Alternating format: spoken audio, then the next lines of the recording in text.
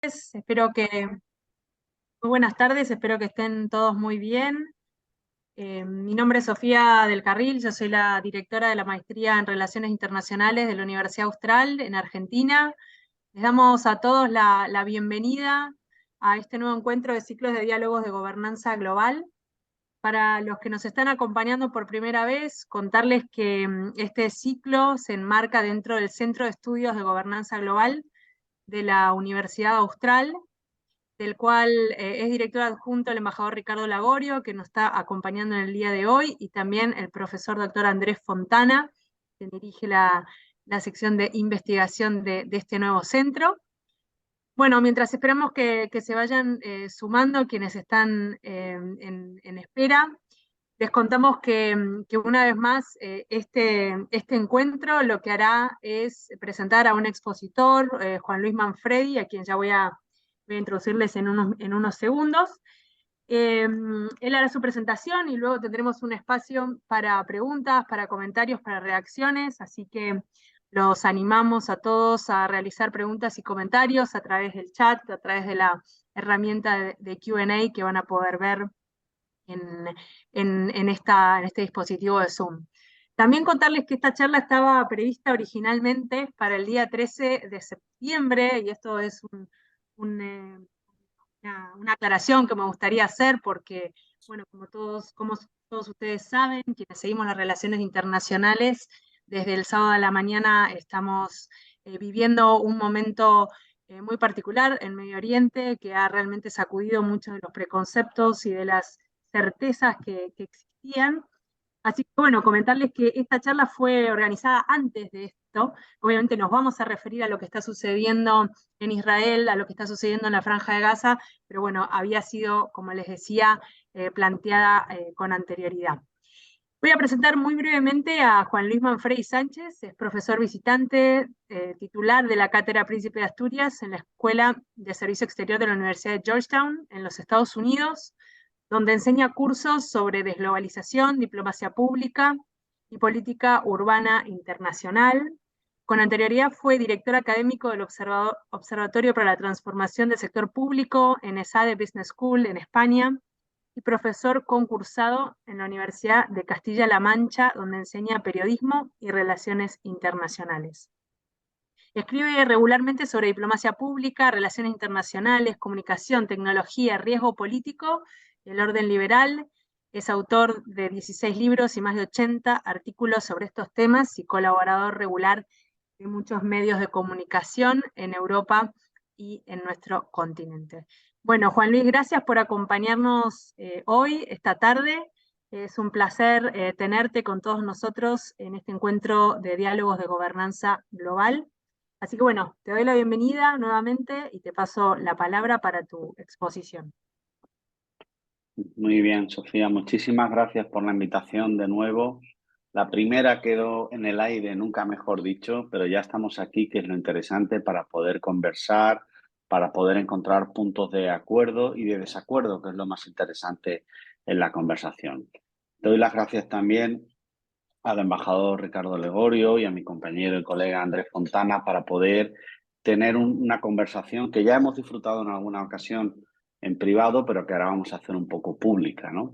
Yo creo que la idea principal, lo que me trae hoy hasta aquí, tiene que ver con, bueno, cómo está cambiando el mundo, donde por supuesto tiene cabida la Franja de Gaza.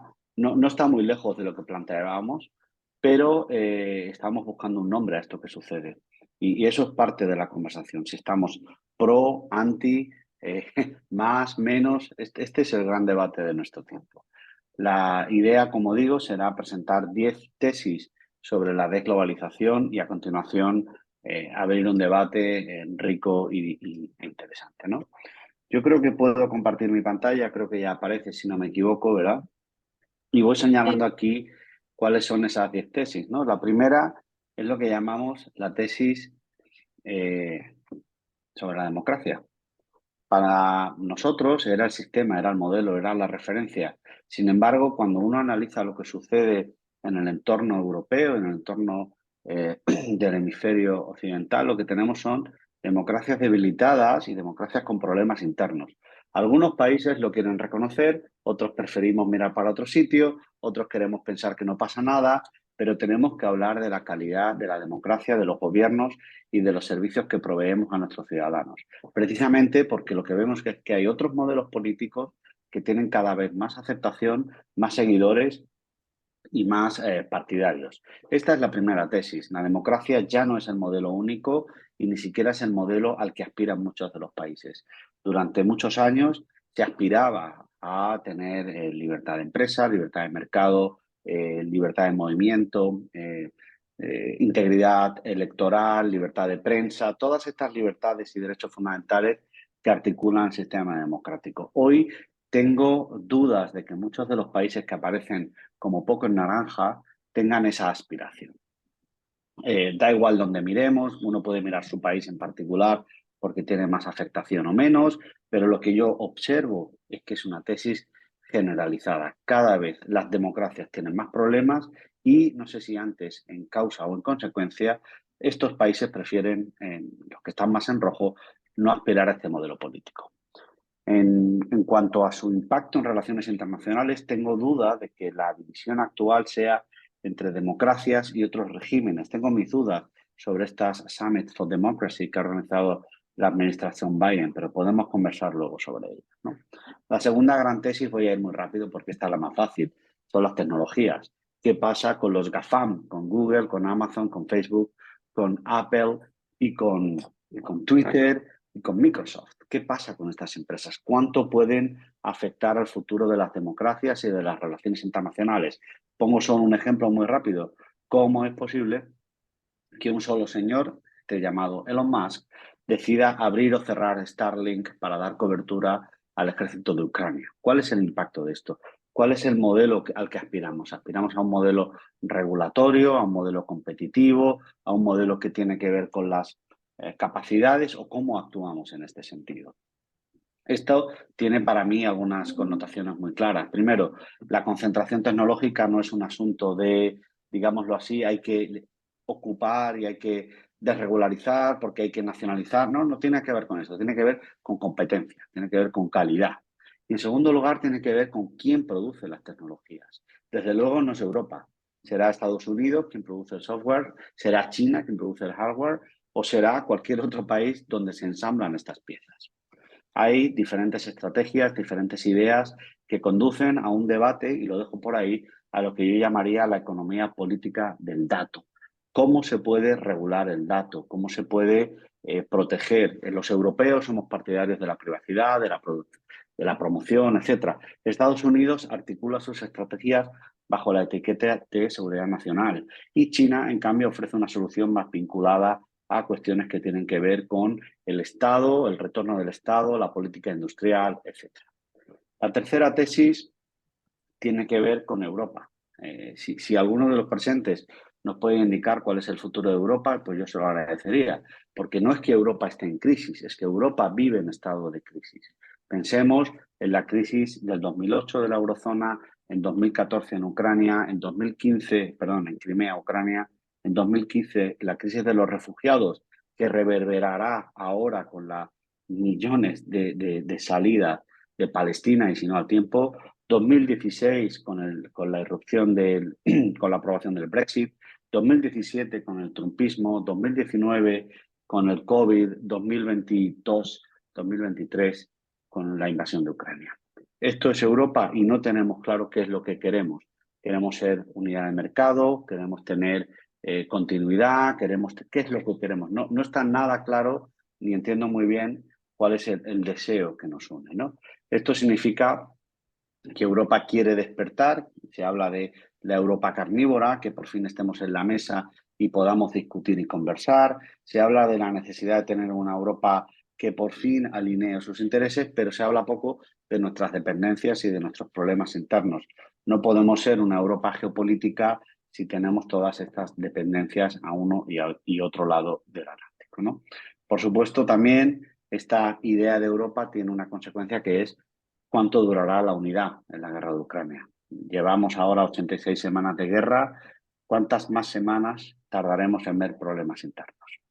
La tercera tesis tiene que ver con los BRICS, o con el BRIC Plus, o con el Global South, o como queramos llamar a este fenómeno de todos los demás, ¿no? Hay un artículo reciente en Foreign Affairs que habla de West and the Rest, que es un título típico que ya aparecía en una columna de New York Times hace 10 o 12 años. Es decir, hay una idea de que los demás quieren levantarse de la mesa, quieren tener su propia voz, quieren articular sus propuestas y quieren tener algo concreto que decir.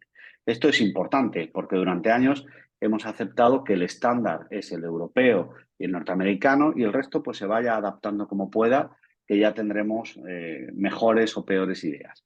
Esto ya no es el mundo en el que vivimos. El mundo en el que vivimos tenemos a China levantando la voz, pero también tenemos a los BRICS ampliados, o tenemos estos nuevos BRICS, perdón, o tenemos multitud de nuevas instituciones. Cuidado, no son sujetos de derecho internacional público convencional como Naciones Unidas, sino que son organizaciones o instituciones que se organizan y se autorregulan como mejor les conviene.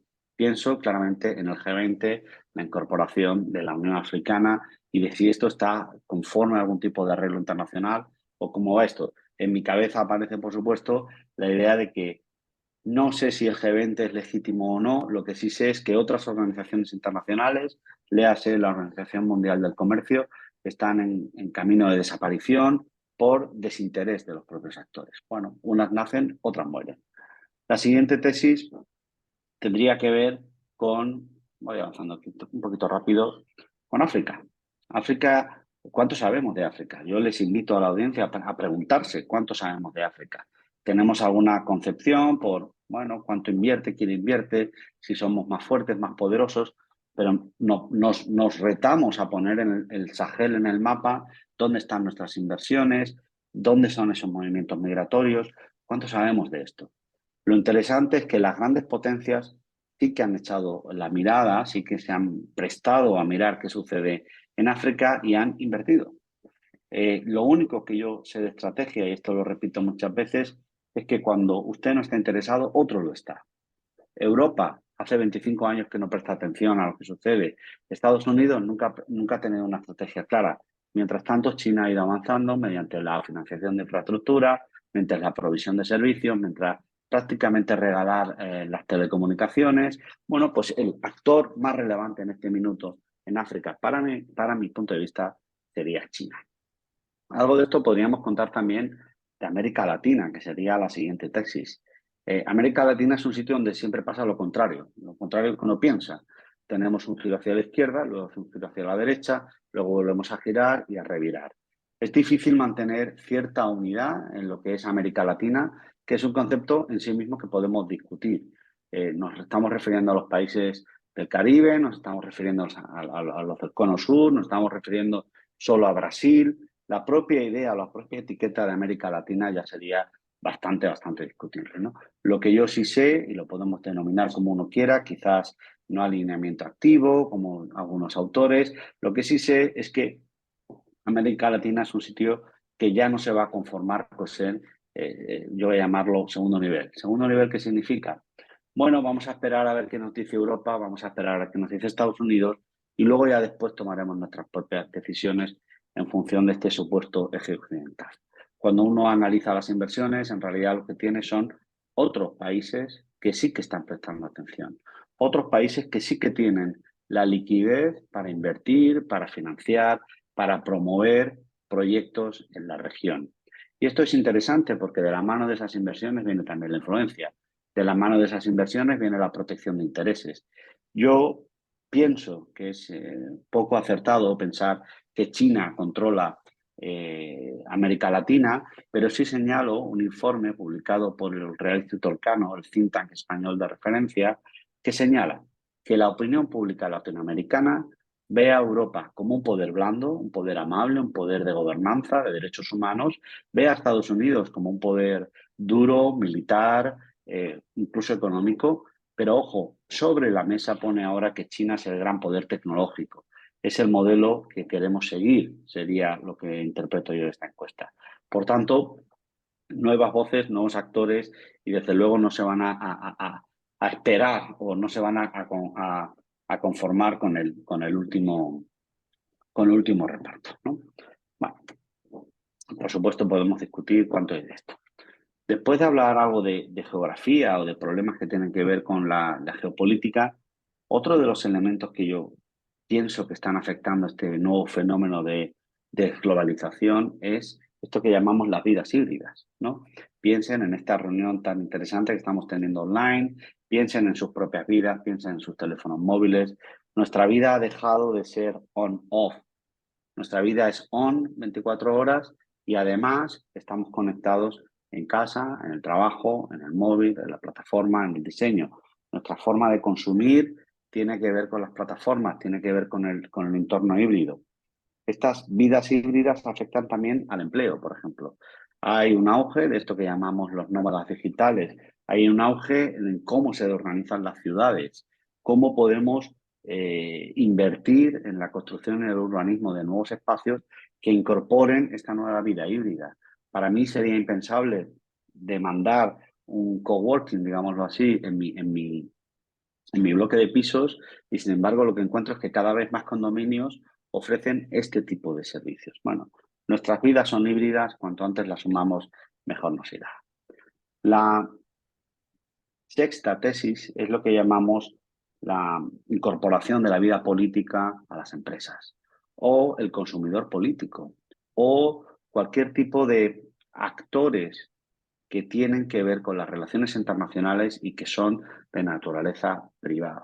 Yo voy a llamar a esto riesgo político o le voy a llamar incorporación de análisis de riesgo político a las empresas, es decir, cuánto estaba previsto o cuánto era previsible que sucedieran eh, o que tuviéramos consecuencias en el ámbito empresarial y tecnológico. Les apunto dos ideas. Por ejemplo, ¿de qué nacionalidad son las empresas que cotizan en bolsa? ¿Son donde queremos nosotros? ¿Son donde cotiza efectivamente? ¿Son de donde pagan los impuestos si es que los pagan en alguna ocasión?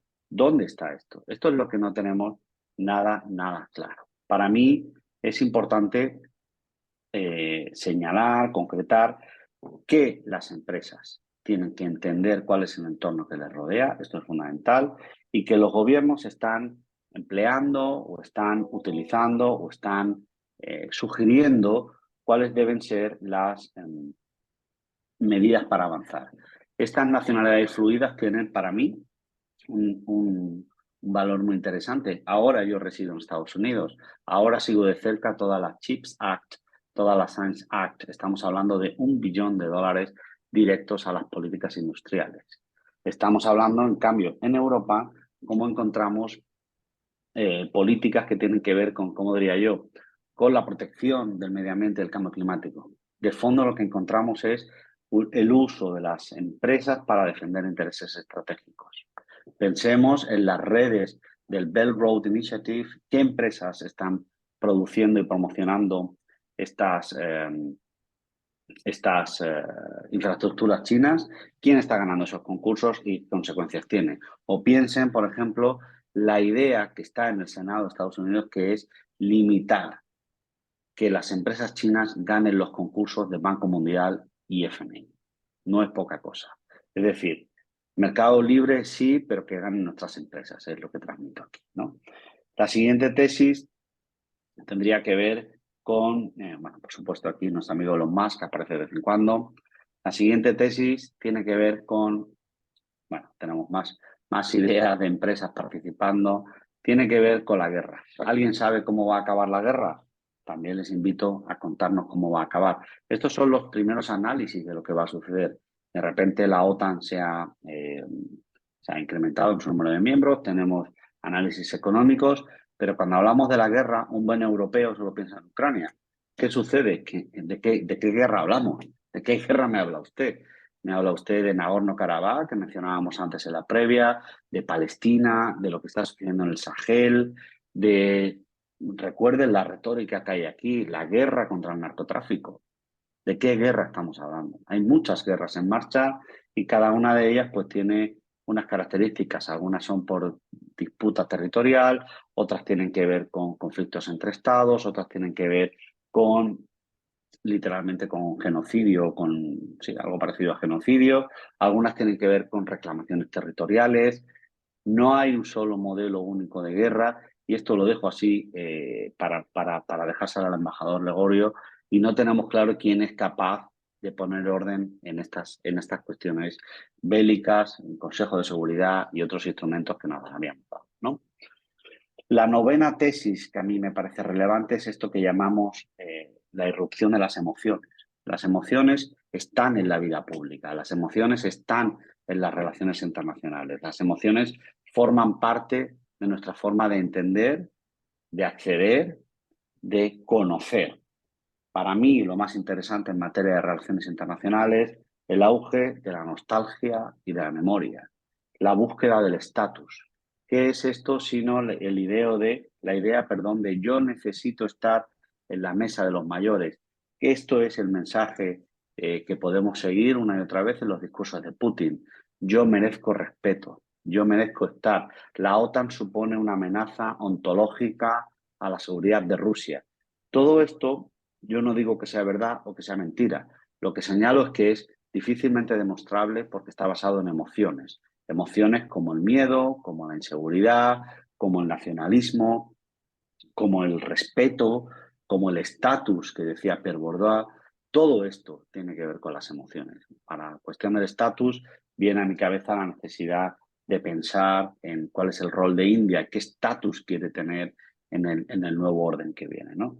Estas ideas de las emociones tienen multitud de ejemplos, ¿no? Podemos ver cómo los diplomáticos chinos usan Twitter, podemos ver el uso de bufandas nostálgicas por parte de Orbán, podemos ver la respuesta del Parlamento, de López Obrador al Parlamento Europeo, utilizando ideas de memoria y nostalgia. Está en este show que montó Putin el día que se incorporaron Lugansk y Donetsk como repúblicas. Está presente. La novena tesis tiene que ver con el pluralismo, tiene que ver con las voces que incorporamos a la vida pública. Hoy ya no es posible concebir un mundo pensado solo por el hombre blanco educado en Londres y que tiene la razón y la verdad. Ese mundo ya no existe directamente. Tenemos que saber qué otras voces tenemos, dónde están, cómo se expresan, cómo reflejan ese pluralismo, y yo llamaría esto cómo ese pluralismo se estructura en las 3 Gs. La G de género, por supuesto, la G de geografía y la G de generación. Si tenemos claro que estas 3 voces son distintas y que tienen intereses distintos, algo vamos a entender. Les dejo una nota al pie por si alguien la quiere coger luego. Se habla en Estados Unidos con bastante preocupación de la gerontocracia que está liderando el futuro del país, ¿no? ¿Por qué es importante? No porque estas personas, Biden, Trump o Nancy Pelosi, sean mayores de 80 años o estén en los 80 años, sino porque hay una desconexión emocional y de valores respecto de los jóvenes votantes. Y eso genera problemas para las democracias. Si pensamos que los de arriba no se interesan por los de abajo, mal vamos, es un mal camino, es una mala práctica. Bueno, la última tesis para mí tiene que ver con la desinformación, tiene que ver con la incertidumbre, tiene que ver con lo que no sabemos. Lo que no sabemos, permítanme que defienda aquí lo mío, tiene también que ver con el declive del periodismo, con los problemas del periodismo internacional, la incapacidad que tenemos para defender la libertad de expresión, voy a llamar a esto la securitización de todas las conversaciones. Todo lo que tiene que ver con libertad de expresión se pone bajo el prisma de la seguridad del Estado, ¿no? Pensemos en cómo expulsamos a periodistas que son sospechosos, cómo identificamos actores que no tenemos muy claro a qué se dedican, cómo utilizamos la información para maquillar operaciones de seguridad. Todo esto ha puesto demasiados problemas que tienen que ver con la incertidumbre, que tienen que ver con la desinformación, que tienen que ver con la mala práctica en materia de diplomacia pública, que tiene que ver con las redes sociales, que tiene que ver, y permítanme aquí un guiño, con el hiperpresidencialismo, que tiene que ver con cómo los presidentes, sobre todo, entran en redes sociales, hacen sus mañaneras, están una hora hablando, pero ahí no hay nada de periodismo. Ahí no hay absolutamente nada de periodismo. Ahí lo que hay es mensajes de comunicación política unilaterales que no pueden pasar el filtro de la rendición de cuentas, que no responden al viejo arte de preguntar y repreguntar. Nada de esto aparece en ese escenario. Esa desinformación genera un problema de incertidumbre, un problema de epistemología, un problema de no saber hacia dónde vamos, ¿no? Y precisamente en ese no saber hacia dónde vamos, y esto viene muy bien hoy después de la cuestión de Gaza, es donde aparece mi tesis de desglobalización, ¿no? Mi tesis de desglobalización es que necesitamos un nombre para nombrar esto que nos sucede, ¿no? Algunos le llaman desglobalización, yo soy uno de ellos, otros le llaman el G0, ¿no? O sea, no hay nadie, y esto también va para el embajador Lagorio, no hay nadie al frente que pueda poner orden, no hay un G1, no hay un G7, no hay un G4, no hay un G20. Otros le van a llamar políticas del interregno, otros le van a llamar desorden, como la autora Helen Thompson, que yo recomiendo muy a menudo. Y este es el problema que tenemos. Y por concluir, y antes de entrar en el debate, hablamos de desglobalización porque hay un interés deliberado por concluir un mundo que, bueno, tuvo su momento álgido en lo que yo llamo los años dorados de Clinton, con Internet, con expansión de las democracias, con derechos de las mujeres. Recordemos la conferencia de Beijing en el año 95, con el protocolo de Kioto. Había un interés por proteger los bienes públicos globales. Hoy yo hablo de desglobalización no porque haya una contracción del comercio global, cosa que es discutible y que podemos ver dónde y cuándo y quién y por qué. Lo que yo veo es que no hay nadie, ningún actor interesado en tener una agenda global, en tener una agenda global compartida o en tener algo que tenga el más mínimo sentido de bien público global. Podemos pensar en cambio climático, podemos pensar en protección del Amazonas, podemos pensar en protección de la democracia, podemos pensar en multitud de cosas que han quedado sin una mentoría. Pensemos, solo por concluir de verdad ya, que incluso en esta época dorada se extendió la idea de lo que llamábamos la responsabilidad de proteger. Las democracias tenemos la obligación de proteger, allí donde hay un genocidio tenemos que ir allí a ayudar. Hoy esto sería inviable. No tenemos esa unidad en Ucrania, no la vamos a ver en Gaza, Israel, no la vemos casi en ningún sitio. Por tanto, y por eso yo me declaro partidario de nombrar a esta nueva etapa la etapa de la globalización y abrir así un debate con ustedes sobre lo que está pasando, sobre qué sabemos, qué es lo que no sabemos y poco más, ¿no? Como dice aquí este autor Hughes, que me gusta mucho, espero que podamos ofendernos mutuamente, que será la única manera de poder conversar, avanzar y continuar. Sin otro particular, Sofía, yo concluyo aquí para poder pasar yo a beber agua y tomar notas, que veo aquí al profesor Fontana tranquilo tomando notas, pero yo no. Así que ahora voy a tomar yo mis notas y a beber agua, ¿vale? Muchas gracias. Gracias, gracias Juan Luis. Bueno, ya tenemos algunas preguntas de la audiencia, ahora la vamos a hacer. Antes de pasar a las preguntas, Ricardo, Andrés, algún comentario, reacción? Bueno, Juan Luis, muchas gracias. La verdad que has hecho, yo diría, un trabajo antropológico extraordinario, ¿no? Has hecho un trabajo de pico y pala muy interesante, tus 10 tesis. Yo, bueno, esto lo hemos hablado muchas veces. A mí lo que me... Estoy totalmente de acuerdo, podrían ser más. A mí me parece que todo esto yo lo pondría bajo el paraguas de estamos abandonando Westfalia. Más que globalización, yo globalización me permito verlo como algo que está muy ligado a la interdependencia, que seguimos siendo interdependientes, a la tecnología, al impacto, a la inmediatez. Ahora, sí me parece a mí que estamos transitando un camino que nos saca de Westfalia, si por Westfalia entendemos un sistema internacional ordenado en torno al Estado-Nación europeo. Eso sí me parece que ya no prima más. Vos lo has dicho muy bien en tus tesis. Ya el Estado-Nación no es el único actor, está GAFAM. Yo creo que cualquier cancillería moderna debería tener embajadores en GAFAM. en la guerra de Ucrania, la invasión de Putin, Satellogic, una compañía argentina, y la compañía de Elon Musk son actores. Desde el sábado a hoy estamos viendo un conflicto online.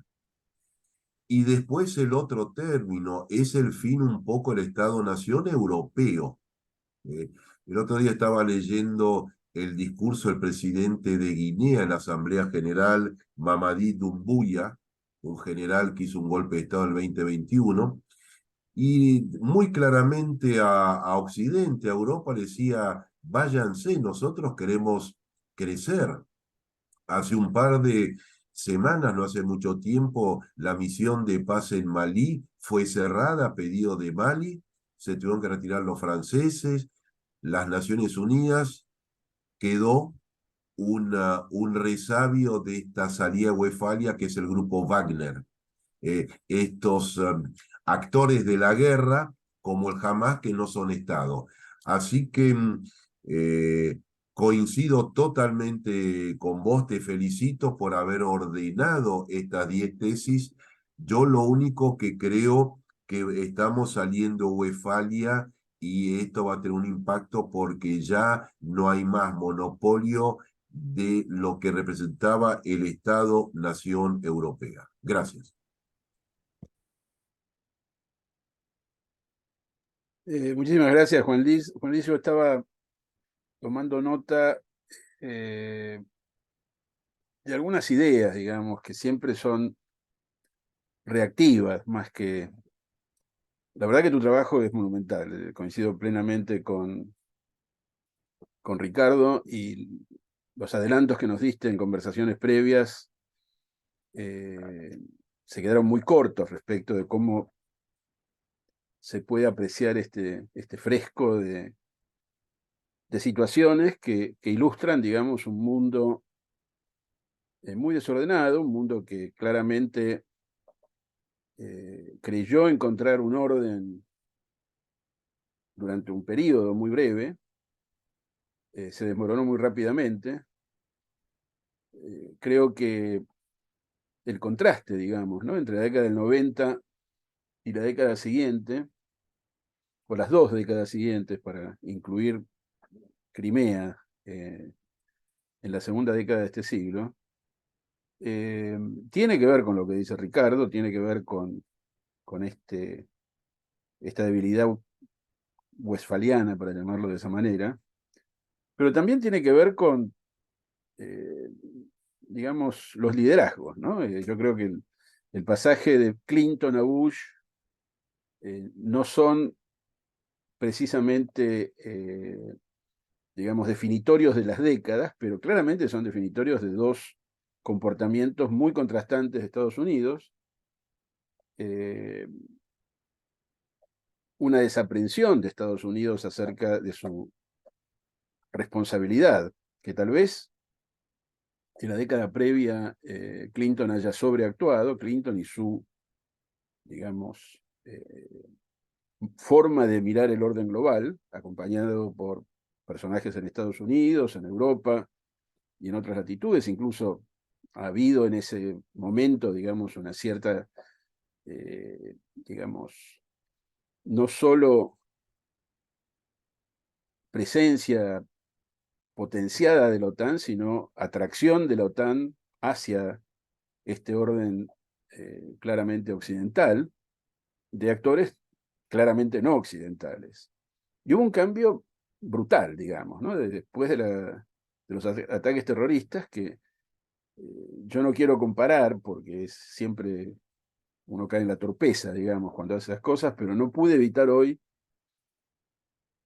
con la angustia que estamos viviendo desde el sábado, pero hoy más que el domingo, porque estuvimos conversando con distintos colegas y con algunos diplomáticos, y corre más la información esa que no sale en los medios. Bueno, estuvo presente, digamos, la conmoción global que generó y el cambio del orden internacional que implicó el ataque a las torres en el año 2001. Yo sigo pensando, a pesar de que les debo reconocer que ustedes tienen una gran capacidad de prédica y de persuasión, A Juan Luis lo veo muy poco, últimamente un poco más y estoy muy contento al respecto. Al embajador Lagorio lo veo más frecuentemente y también estoy contento, por supuesto. Y a Sofía también la veo muy presente en sus intervenciones, digamos, de ordenamiento académico de nuestra actividad. Pero yo sigo, a pesar de esa gran influencia, digamos, de conceptos de la gobernanza, de conceptos que hacen a mostrar un mundo que claramente se distingue del anterior, no muestra hacia dónde va, carece de rumbo. Yo pienso siempre en las cosas permanentes, ¿no? En las cosas que son como estructuras, tal vez por la época en la que me formé intelectualmente, con una muy fuerte presencia del estructuralismo. Bueno, pasamos revista, ¿no?, a todas las desgracias y hecatombes, y de repente no nombramos al crimen organizado. No nombramos el narcotráfico, el tráfico de armas, la trata de personas. Esas son estructuras, hoy por hoy son permanentes, tanto como los estados. ¿Con qué se las enfrenta?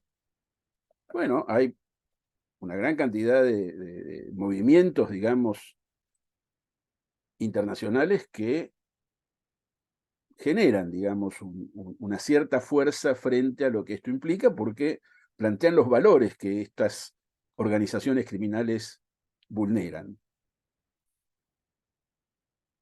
Muchos, casi todos nuestros valores son puestos en riesgo por el crimen organizado. La única forma por ahora de enfrentarlo con cierta eficacia es a través de las capacidades estatales. No son muy confiables, no son para nada algo que nos deje conforme, pero están ahí. El derecho, las normas, el sentido de lo jurídico. Bueno, son todos los elementos en los cuales yo me encuentro más cómodo pensando y tratando de imaginar tendencias y posibles mejoras que con conceptos, digamos, y referencias a actores que no me cabe duda de que existen, pero me cuesta trabajo identificar su entidad, hasta dónde llega, cuánto duran, cómo se configuran y se deshacen en el término de 1 o 2 años, ¿no? Movimientos sociales, digamos, pro-globalización o anti-globalización, por afuera de los estados, en contra de los estados, pero son pasajeros. Y a pesar de que no desconozco a qué se refiere Ricardo, ¿no es cierto?, cuando habla de lo post-westfaliano y vos también, Juan Luis, acerca de cómo va haciéndose más relativo, digamos, el Estado en el orden internacional, yo me sigo aferrando, no sé, tal vez sea una cuestión de atavismos, de fe, más que de convicción, pero es por donde creo que debemos también, mientras observamos todas estas tendencias ciertas del escenario internacional, apuntar a fortalecer esas estructuras, las estatales, las jurídicas, las de nuestros valores, porque es lo que tenemos. Es lo que tenemos.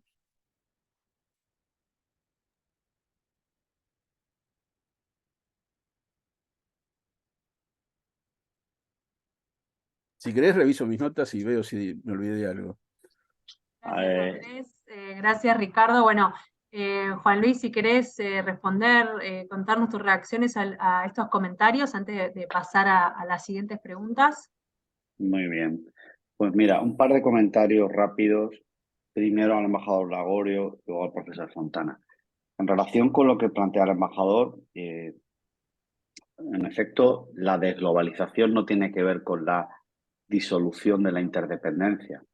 Yo explico a menudo, si fuera posible el decoupling entre China y Estados Unidos, si fuera posible, ya se habría hecho. No es posible, directamente. No se pueden desconectar dos sistemas que están imbricados o no se pueden desconectar si no es con un precio muy alto y seguramente con un instrumento bélico. Por tanto, yo creo que esto no lo vamos a ver, o no lo vamos a ver como muchos de los agoreros escriben a diario. Esa interdependencia no va a desaparecer. Lo que sí interesa es cómo ese Westfalia de repente no es el único sistema. O más aún, me ha encantado esta idea de Mali o de Guinea, ¿no? Cómo hay otras propuestas de valor que interesan. Simplemente quieren escuchar otras voces, otros modelos, seguramente porque nuestra casa no está tan limpia como pensamos y el neocolonialismo, el colonialismo, pues todavía dejó cosas bastante mal allí por donde pasó, con lo cual se quejan y con razón. Por tanto, esto es lo que podemos apuntar. Coincido con el embajador Lagorio, no más monopolio. La palabra monopolio hay que borrarla de nuestra mente. Nadie tiene el monopolio ni sobre el poder, ni sobre el poder económico, ni sobre las empresas, ni sobre la libertad de expresión. Ninguno de los grandes atributos generales del sistema westfaliano está ya solo en un solo punto. Ni en geografía, ni en historia, ni en política, ni en economía, ni en sociedad. En relación con lo que apuntaba el profesor Fontana, yo creo que efectivamente el orden se desmoronó muy rápido, o nosotros pensábamos que había un orden cuando los demás estaban haciendo otras cosas, ¿no? Esto es interesante. ¿Por qué? Porque esas tesis que yo planteo, que son 10, hay muchas más tesis que están faltando ahí. Falta la idea de cambio climático. ¿Cómo va a afectar esto a nuestra vida en la próxima década? No dentro de 100 años, no cuando los dinosaurios no sé qué, sino qué va a pasar cuando las cosechas no lleguen como deban y qué efectos migratorios va a tener en multitud de poblaciones. ¿Qué va a pasar cuando los ríos se desborden? Hay un caso reciente entre Pakistán e India y no tengamos muy claro quién es responsable de lo que está sucediendo. Hay otro que tiene que ver con el vertido de polución y que tiene que ver con la salida de los ríos chinos hacia el mar meridional. Todo eso no está resuelto.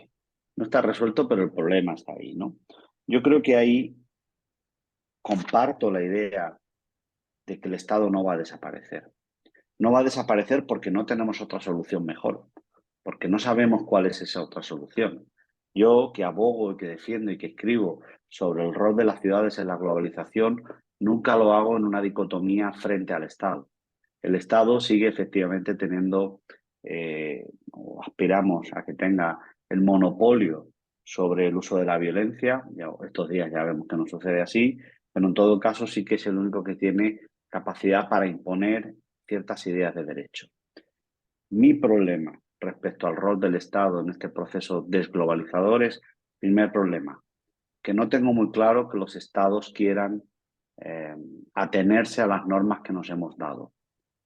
Básicamente, cuando yo veo la Organización Mundial del Comercio o veo ICANN, el órgano regulador o protector de Internet, lo que veo es cada vez más actores intentando hacer cosas distintas. En teoría le podemos llamar emprendedores de normas que abogan por algo distinto, por algo nuevo, por algo que sea de otra manera. Pienso en la competencia Estados Unidos-Europa en relación con la regulación del dato. Bueno, pues es que no nos ponemos de acuerdo en lo que queremos y por tanto voy a promover mis propias ideas. Y en segundo lugar, algo me dice que no funciona cuando el orden multilateral, ya no sé si liberal o iliberal, pero desde luego el multilateral se colapsa y lo que encontramos es más y más diplomacia o mini o bi o como queramos llamarlo. Muchísimas más relaciones de libre comercio Estados Unidos con Uruguay, con Argentina, con Brasil, con los que queramos, pero vamos a ver muy pocos acuerdos de libre comercio generales para la región. Yo creo que ese mundo también ha desaparecido. Creo que esa idea de grandes acuerdos globales, sea para el cambio climático, sea para el comercio, sea para la lucha contra los ilícitos, yo creo que eso no lo vamos a ver, por lo menos no en el corto plazo. Esas serían mis primeras impresiones así a vuela pluma. Gracias. Muchas gracias. Gracias, Juan Luis. Vamos a pasar a algunas preguntas que tenemos en el chat y en el chat privado. La primera que tiene que ver con la cuestión del Fair Share, si estás al tanto de la iniciativa Fair Share en el marco de las regulaciones de la Unión Europea, si considerás que este movimiento de recuperar Europa es simplemente una búsqueda de mayor ganancia para las empresas de telecomunicaciones. No sé si estás familiarizado con esa organización o con esa iniciativa en realidad. Y en relación con esto, también preguntan cómo ves en términos generales, digamos, si vos ves dentro de esta tesis, dentro de estas tesis de desglobalización, ves que hay una fragmentación, ¿no? que va a venir. ¿Cómo ves la gobernanza de Internet en los próximos años? Después tenemos dos preguntas más, pero prefiero primero estas dos y después paso a las siguientes.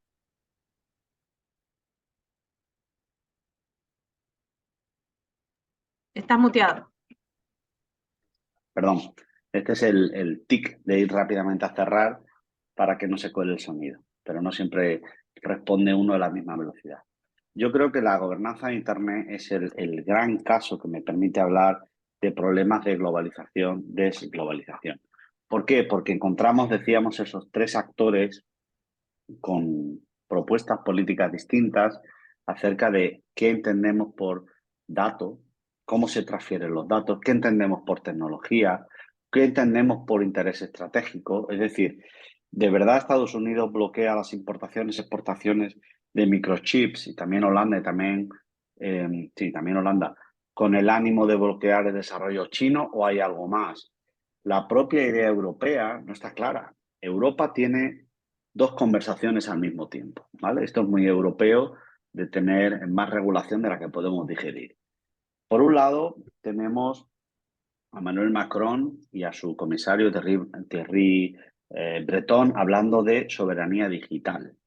Necesitamos más independencia. Necesitamos que nuestros puertos sean seguros. Necesitamos que nuestras capacidades estén garantizadas.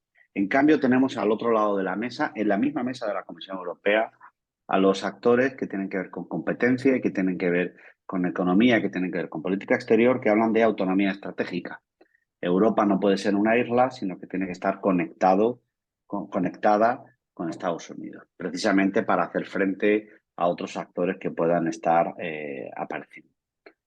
Esa gobernanza de Internet se nos complica, por decirlo de alguna manera, cuando no tenemos muy claro cuáles son los valores, esos que defendía el profesor Fontana, cómo se defiende la libertad de expresión, cuál es el límite de la libertad de expresión, quién decide, quién administra esos contenidos, o cuando no tenemos muy claro si las empresas tecnológicas tienen interés por aportar algo, tienen interés por limitar el alcance del mal, ¿por qué no decirlo? ¿No? Es decir, la difusión de propaganda y de desinformación es un atentado contra el bien público global, que es la libertad de expresión, la libertad de conciencia, ¿no?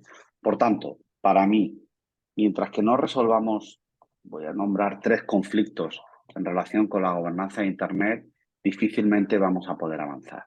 El primer conflicto tiene que ver con la privacidad.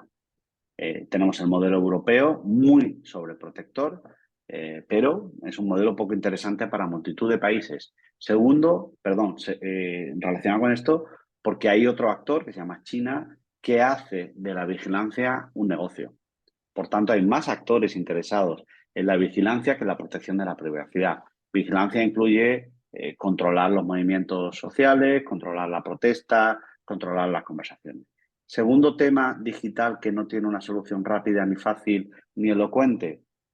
Las posiciones de monopolio o cuasi monopolio de estos GAFAM, Google, Amazon, Facebook, Apple, Microsoft, y las consecuencias que esto tiene, que tiene que ver desde como europeo, competencia, y como ciudadano del mundo, con impuestos.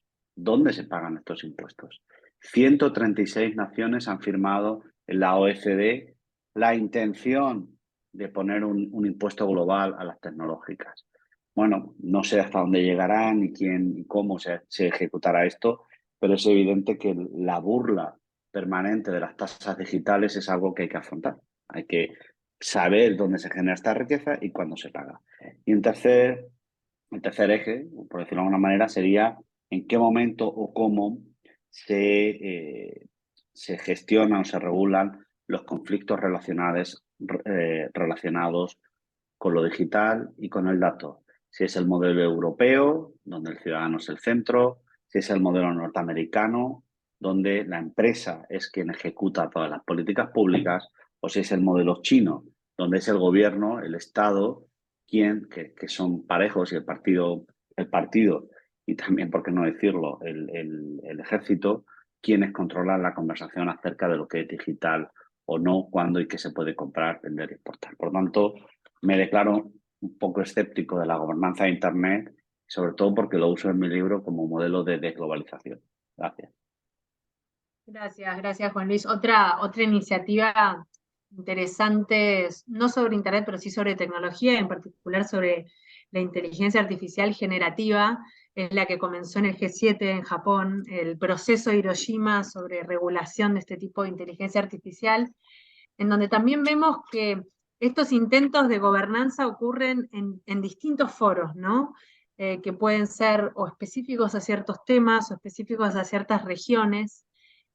Esa idea por ahí de una arquitectura global que se tenía en digamos, lo que es la etapa post Segunda Guerra Mundial es como que parece que está mucho más fragmentada de lo que se esperaba. Tenemos dos preguntas, una pregunta de Carlos, justamente en tu tercera tesis hablabas sobre que no es muy claro el deseo de Europa, ¿no? Como actor político.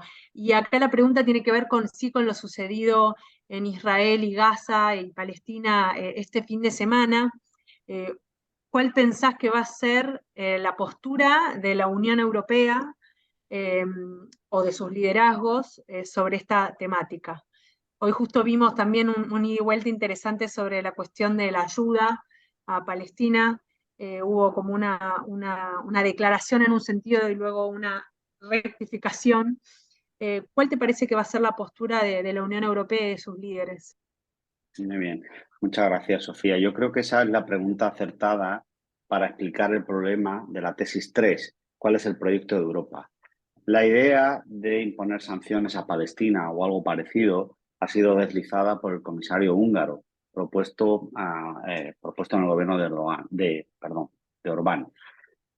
¿Por qué digo esto? Porque te refleja que hay varias Europas en esta Europa actual. Siempre digo que podemos seguir los libros de Todorov, el filósofo búlgaro-francés, para entender de qué Europa estamos hablando. La Europa meridional, la de Italia, Portugal, España y Grecia es una. La Europa del norte es otra. La Europa católica es una. La Europa protestante es otra. La Europa de este lado del muro de Berlín es una y la del otro lado del muro de Berlín es otra, y tiene un discurso frente a Rusia completamente agresivo y muy distinto del discurso público que vas a encontrar en España, Portugal o en Italia.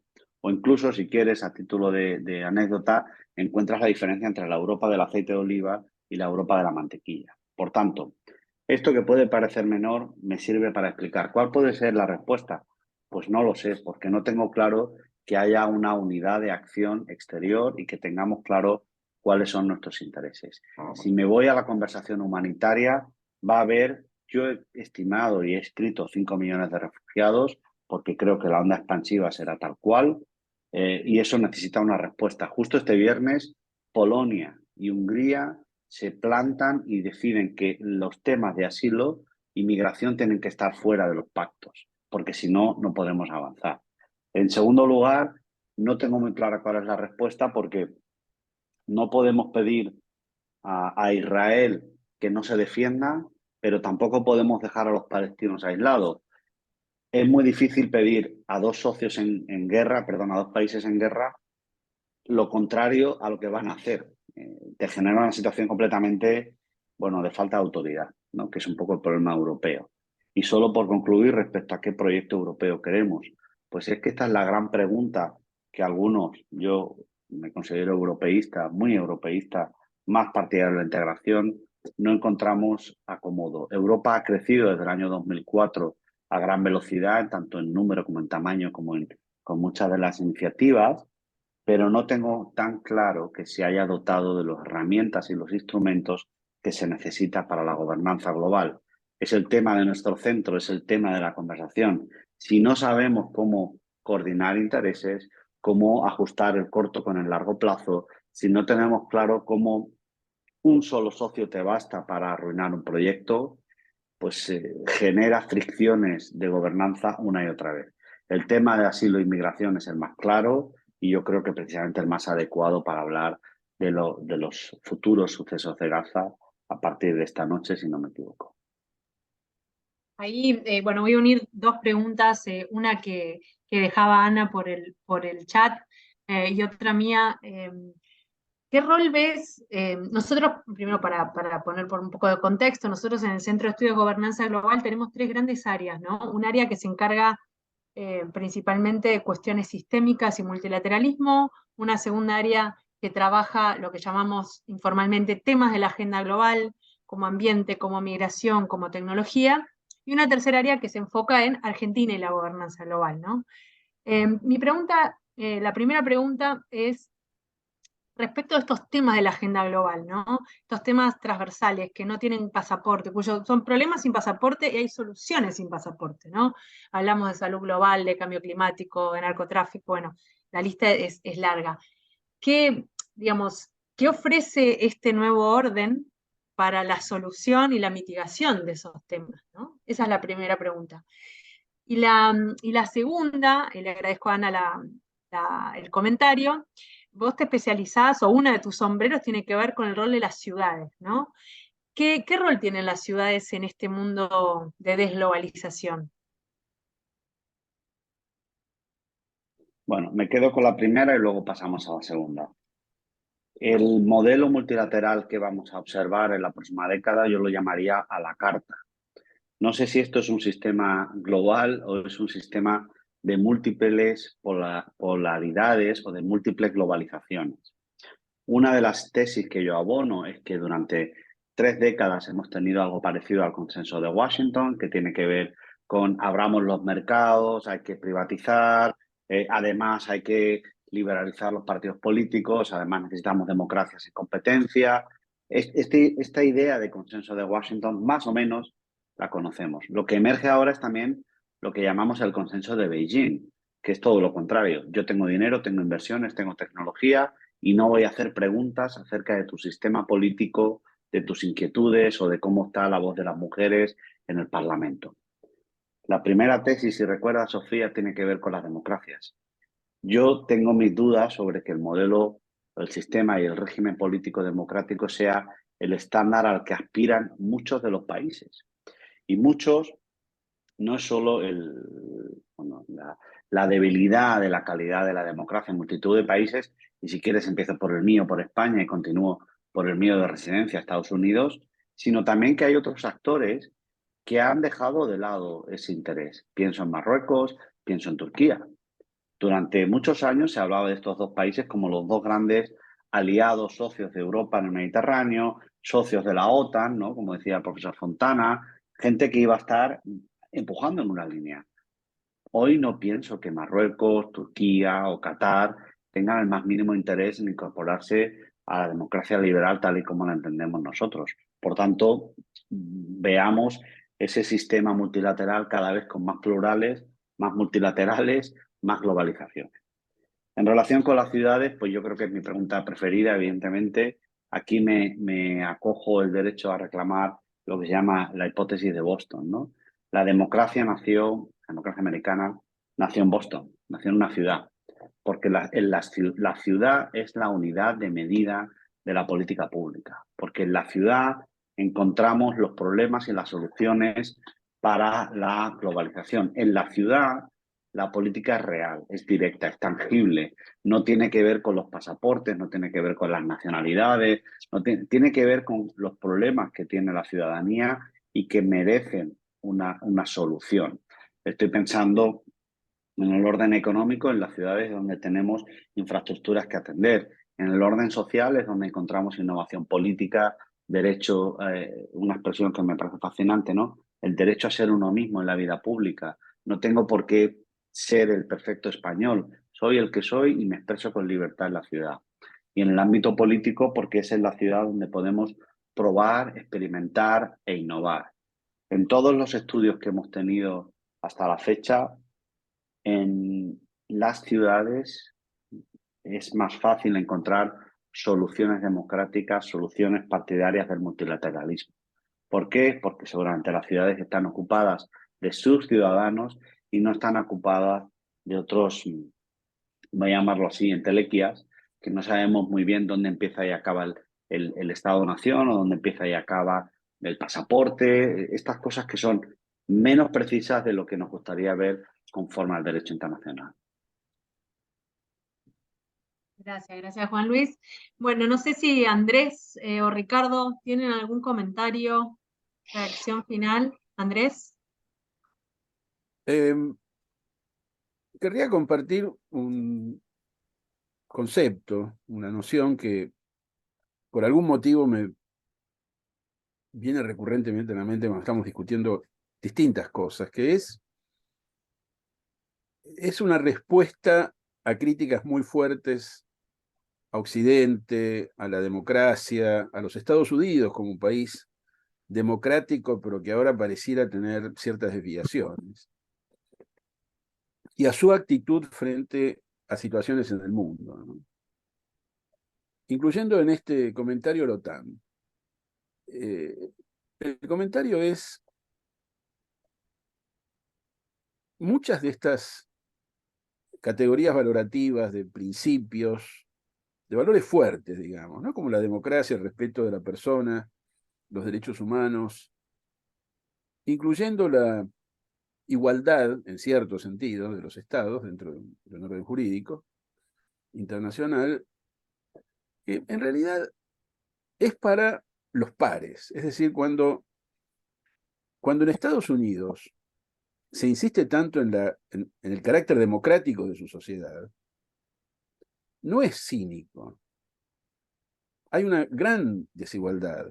Hay distintos tipos de desigualdad muy chocantes dentro de Estados Unidos, pero dentro de determinados, digamos, círculos, espacios, en las ciudades, por ejemplo, funcionan las cosas, funcionan entre pares. Y cuando se habla de la libertad y el respeto de la libertad, no se piensa en todo el mundo, se piensa en determinados actores internacionales, países, comunidades, con las cuales uno se siente de alguna manera identificado. Son valores en cierto sentido universales y en cierto sentido muy acotados para aquellos que son iguales a nosotros. ¿Existe la solidaridad? Sí, pero existe más con los que se parecen a uno que con los que son muy distintos. Es una especie de condición humana, digamos, o de forma de ser del ser humano, que se replica en la política.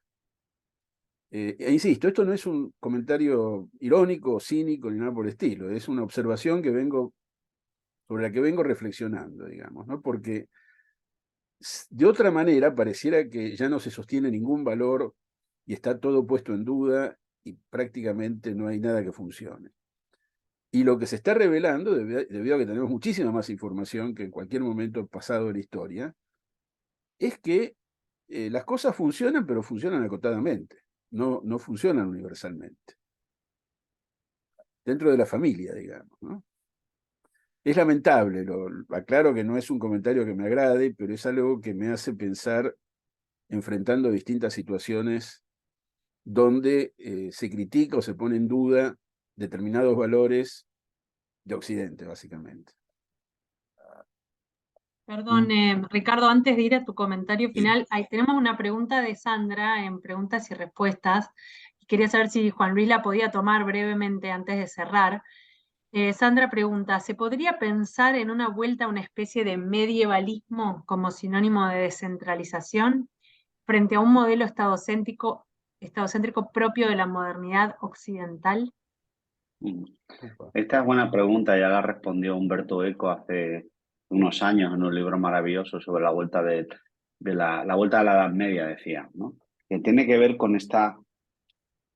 Yo no soy partidario de grandes tendencias que empiezan y acaban y que tienen, ¿no? El día que cayó el muro de Berlín acabó el... Bueno, vamos más despacio, ¿no? Lo que yo pienso es que coinciden y convergen fenómenos distintos en un mundo, que es este, que es el nuestro. Y ahora lo que sucede es que somos conscientes de lo que sucede y lo que nos rodea. Durante años ya teníamos estos problemas de divergencia o de falta de calidad democrática, o esta idea de los pares que mencionaba el profesor Fontana, o esta idea de que la vocación universal es universal entre nosotros, ¿no? Es decir, entre los que somos altos, guapos y estupendos. El resto, pues sois ciudadanos de segunda clase, ¿no? Esto lo hemos visto. ¿Qué sucede ahora? Que somos conscientes de esto. Que el señor de Guinea que se planta en la Asamblea General de Naciones Unidas toma el micro y dice, pues hasta aquí hemos llegado. Esto es lo revelador, esto es lo novedoso, esto es lo que nos parece que puede plantear un escenario nuevo para el orden político internacional, que nos puede plantear problemas para la gobernanza, porque ya casi nadie va a aceptar un único modelo. Hemos mencionado muy de pasada por qué China o la India quieren ser brokers de la diplomacia global. Pues porque, no tanto porque tengan interés en la paz entre Arabia e Irán o entre Ucrania y Rusia. Desde luego Turquía, por cierto, también ha levantado la mano para poner paz aquí, sino porque quieren poner de manifiesto que ellos son hiperlíderes globales, regionales, y que no hay por qué aceptar un modelo global único, pudiendo tener un modelo mediterráneo, un modelo Indo-Pacífico, un modelo de hemisferio occidental y modelos y modelos y modelos. Yo creo que por ahí ese medievalismo podría tener sentido. Gracias. Ahora sí, Ricardo. Sí, sí, un poco retomando la idea de Juan Luis, otro que escribió sobre el nuevo Edad Media es Alain Mick, ¿no? También hace unos muchos años escribió Le Nouveau Moyen Âge. Yendo al tema, yo creo que esto último merecería todo un seminario, el tema de los valores. A mí uno de los libros que más me ha impactado sobre este tema es el de Richard Kapuscinski, Encuentro con el otro, ¿no? Cómo trabajar con el otro. Porque en el plano internacional, lo único que es universal es la Declaración Universal de Derechos Humanos de 1948. La democracia no es un valor universal a nivel internacional. Y el tema es que los derechos humanos están siendo cuestionados porque en 1948 habían 60 países, hoy hay 193. Entonces volvemos de nuevo al tema que ante este deshilachamiento de Westfalia, del monopolio del Estado-Nación Europeo y la emergencia de un sinnúmero de países no westfalianos, sin territorio, sin Estado, sin los valores, sin la tradición europea, vamos a tener un enorme desafío a futuro y es cómo compatibilizamos los valores con los intereses y las demandas que son globales y no necesariamente los valores lo son. Así que yo creo que para mí este es quizás un poco el meollo de cómo pensar a futuro, si es posible, lo que sea en esta transición hacia afuera de Westfalia, cómo compatibilizamos esto. Así que yo propondría a Sofía un segunda o varias etapas más en torno a esto, porque lo de Juan Luis ha abierto una puerta como en la famosa obra del Mago de Oz, que se abren puertas y uno ve fenómenos que emergen. Gracias. Bueno, muchas gracias, Ricardo. Gracias también a Andrés y bueno, también obviamente a nuestro expositor del día de hoy, Juan Luis. La verdad es que en una de tus tesis, hacia el final, cuando hablabas de los medios de comunicación, mencionaste que estaban los medios ante una cuestión, un desafío epistemológico. Y creo que lo mismo se puede decir desde la academia, desde nuestro lugar en la universidad. Es un desafío epistemológico, hasta diría ontológico, ¿no? Que nos presenta este nuevo mundo que tenemos que justamente tener o tratar de pensar desde nuevas lentes, de nuevos paradigmas que están todavía en construcción, ¿no? Pero bueno, la charla de hoy para mí, y espero que para todos los que nos han acompañado a través de Zoom y los que vean este video luego desde YouTube, nos ha hecho formularnos preguntas, nos ha echado luz, nos ha dado pistas para pensar esta realidad y el futuro que viene. Así que bueno, agradecerte nuevamente y bueno, esta conversación, estos diálogos de gobernanza global son, como decía al comienzo, un ciclo, así que esperamos verte nuevamente. Muchas gracias, Sofía, por la invitación. Gracias, embajador. Gracias, profesor. Encantado de estar aquí y seguimos conversando. Esto no ha hecho más que empezar. Gracias. Muchas Muchas gracias, gracias. felicitaciones. Gracias. Bueno, gracias a todos y gracias a nuestro moderador Emilio. Muy buenas tardes para todos.